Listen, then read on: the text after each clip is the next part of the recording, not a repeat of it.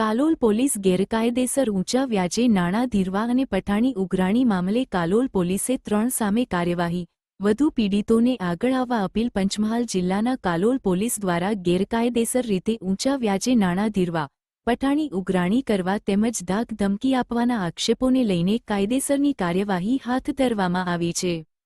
પંચમહાલ ગોધરા રેન્જના નાયબ પોલીસ મહાનિરીક્ષક વિધિ ચૌધરી તથા પંચમહાલના ઇન્ચાર્જ પોલીસ અધિક્ષક સફીન હસનના માર્ગદર્શન હેઠળ કાલોલ વિભાગના નાયબ પોલીસ અધિક્ષક નવીન આહિરના માર્ગદર્શન મુજબ કાલોલ પોલીસ દ્વારા મળેલી ફરિયાદોના આધારે ગુનાઓ નોંધવામાં આવ્યા છે।